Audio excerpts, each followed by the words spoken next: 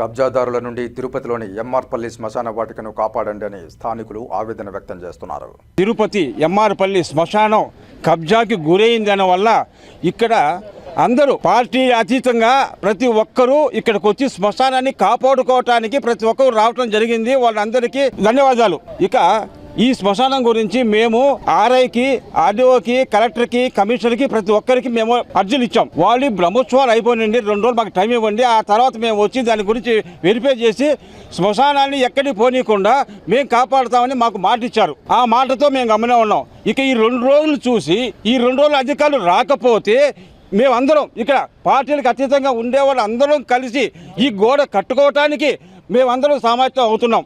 దీని గురించి ఎవరు వచ్చినా ఏం చేసినా కూడా మేము వెనక తగ్గేది లేదు. ఎందుకంటే ఇది శ్మశానం వచ్చి ఊరికి సంబంధించింది, ఊరి సమస్య, ఇది వ్యక్తి సమస్య కాదు, ఇది ప్రతి ఒక్కరికి కావాల్సింది. కాబట్టి ఈ సమాచారం ఇంకా పెద్దదిగా ఉండింది, ఇప్పుడు తగ్గిపోయింది. ఉన్నదాన్నైనా మేము కాపాడుకోవటానికి మేము అందరం కలిసి కాపాడుకుంటున్నాం. మేము ఈ శ్మశానం గురించి 4 వార్డుల్లో 4 డివిజన్లో ఎవరైనా చచ్చిపోతే ఇదే శ్మశానానికి రావాలా, వేరే ఇక్కడ పోయేదానికి లే. ఎందువల్లంటే పేదవాళ్ళు ఉంటారు, డబ్బిచ్చి శ్మశానాన్ని తీసుకుపోయేంత శక్తి లేదు. ఇక్కడ చాలామంది పేదవాళ్ళు ఉన్నారు. కాబట్టి మా పేదవాళ్ళకందరికీ ఇక్కడనే శ్మశానం కావాలా, ఊరికంతా శ్మశానం కావాలా. కొన్ని ఏళ్ల తరబడి వస్తూ ఉంటే శ్మశానం ఈరోజు బడా నాయకులు చేరి కబ్జా చేయాలని చూస్తూ ఉన్నారు. కబ్జా చేస్తే కూడా వాళ్ళు చనిపోయినా కూడా ఈ శ్మశానానికి వస్తారు, ఇంకెక్కడికి పోరు. కబ్జా చేయని పాటనే వాళ్ళు శ్మశానం చచ్చిపోయినా కూడా ఎత్తుకొని పోరు, కానీ శ్మశానానికే వస్తారు. కాబట్టి దయచేసి వాళ్ళు కూడా విరమించుకొని మా శ్మశానం మాకు ఈగిపోతే మా ప్రాణాలైనా త్యాగం చేసి మా శ్మశానాన్ని మేము కాపాడుకుంటాం. బయట వాళ్ళు కబ్జా చేస్తున్నారు, వాళ్ళ వివరాలు కూడా సరిగ్గా ఇవ్వటంలా.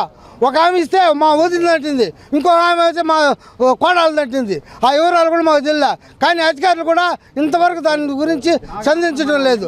కాబట్టి మన కమిషనర్ కానీ, ఎంఆర్ఓ కానీ, ఆర్డీఓ కానీ, కలెక్టర్ కానీ వెంటనే దీనిపైన చర్య తీసుకోకపోతే మేము ఏడికైనా దిగజారి కబ్జా చేయని వాళ్ళని తరిమి కొట్టేదానికి కూడా సిద్ధమే. గత కొద్ది రోజులుగా జరుగుతున్న తిరుపతి నందు ఎంఆర్పల్లి శ్మశాన వాటిక సమస్య రోజు రోజుకి జటిలమవుతోంది.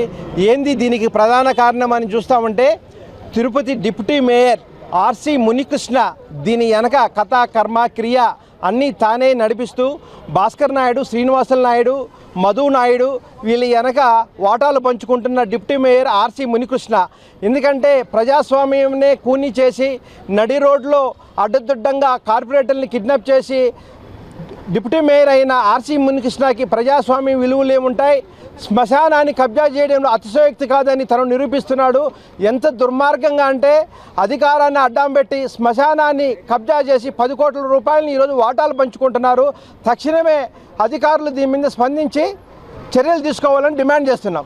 ముత్యాలపల్లిలో ఉన్నటువంటి శ్మశాన వాటిక ఈరోజు అన్యాక్రాంతం చేయాలని ప్రయత్నిస్తున్నారు. ఆర్సి మునికృష్ణ డిప్యూటీ మేయర్గా ఉండి కూడా ఒక బాధ్యతాయుతమైనటువంటి పదవిలో ఉండి ప్రభుత్వ ఆస్తులను కాపాడాల్సినటువంటి వ్యక్తి మునికృష్ణ గారు ఈరోజు ఒక శ్మశానాన్నే కబ్జా చేయడానికి తీవ్రంగా ప్రయత్నిస్తున్నారు. అది కూడా 1986లో పట్టా ఇచ్చినట్టు ఏ ఎంఆర్ఓ ఇచ్చారో ఏమో తెలియదు, కానీ అతనికైనా ఉండాలి. కనీసం సపోర్ట్ చేస్తున్నటువంటి మునికృష్ణ గారికైనా ఇంత అంతా ఉండాలి. మరి శ్మశానాన్నే కబ్జా చేయాలి అనే ఆలోచన ఎలా వచ్చిందో ఏమో తెలియదు, కానీ ఈ ఎంఆర్పల్లిలో 30,000 మంది జనాభా పైన ఉన్నారు. వాళ్ళకందరికీ కూడా సరిపోయినటువంటి ఒక చిన్న శ్మశానము, దాన్ని మేము వైస్ ప్రెసిడెంట్గా ఉన్నప్పుడే కాంపౌండ్ కట్టడం జరిగింది. 86లో వాళ్ళకు పట్టా ఇస్తే 2004-05లో ఈ కాంపౌండ్ కట్టేప్పుడు ఏమైనారో తెలీదు. ఈరోజు పదవిని అడ్డబెట్టుకొని శ్మశానాన్ని కబ్జా చేసి దాంట్లో ఇల్లు కట్టాలా లేకపోతే ఇంకోటి కట్టాలా ప్రయత్నిస్తారు. దయచేసి మునికృష్ణ గారు దీన్ని విరమించుకోండి. దయచేసి ఎంఆర్పల్లి ప్రజల ద్వారా, అందరి ద్వారా పార్టీలకు అతీతంగా శ్మశానాన్ని కాపాడాలా అనేది అందరూ వచ్చినాం. కాబట్టి దయచేసి దీన్ని విరమించుకోవాలని కోరుకుంటున్నాం.